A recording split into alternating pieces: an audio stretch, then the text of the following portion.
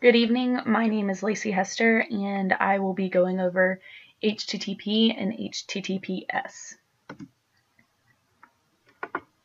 So an overview, I will be explaining what is HTTP, HTTPS, and the best practices. So HTTP is Hypertext Transfer Protocol.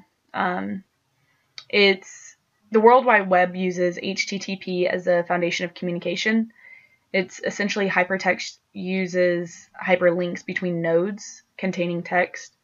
It's a request-response protocol. An HTTP request is submitted by the client to the server, which supplies resources and content. In return, the server sends a response message back. That message will contain information on the status of the request, as well as any content that may have also been requested. So HTTP was designed to allow the network elements the ability to both improve and enable the communication between servers and clients. And it commonly uses Transmission Control Protocol, or TCP. HTTPS, on the other hand, is a more secure connection within the network. It uses the same communication with HTTP, but it's also encrypted by the secure sockets layer.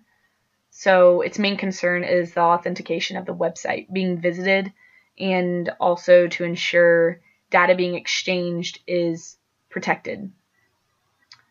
So HTTPS is protecting against the common threat of man-in-the-middle attacks. So not only is data being sent to the client being encrypted, but data being sent back to the server is also encrypted, and that's what I mean by dual encrypted.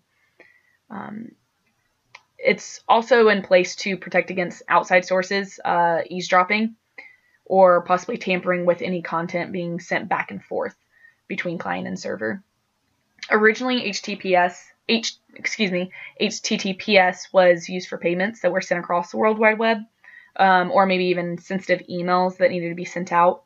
But now it's actually widely spreading across all websites to protect account information, the identity of the user, keep browsing private, and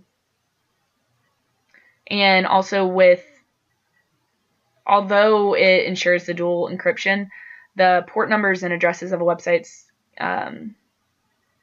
can't be protected because that information is not part of the TCP or IP protocols.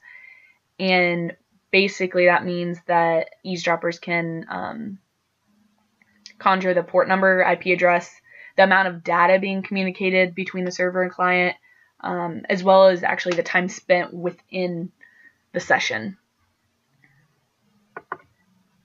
So the best practices for HTTP and HTTPS.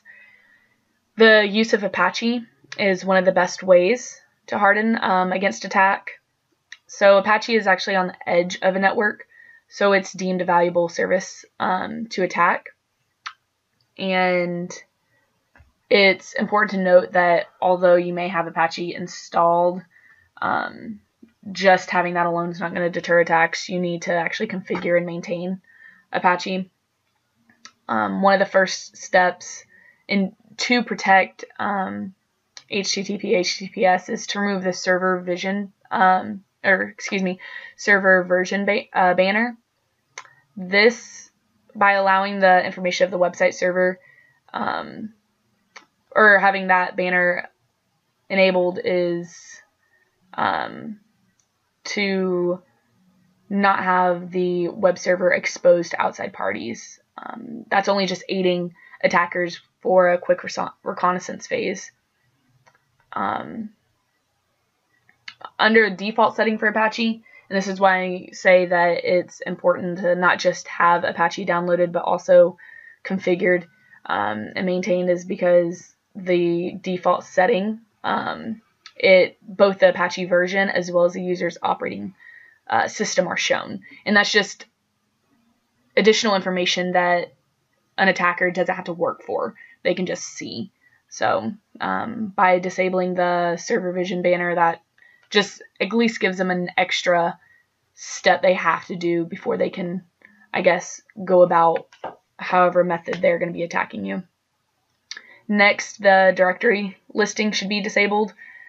This directory lists all of the folders and files that are located under the root directory. And another thing to do is to set the trace HTTP request to disabled.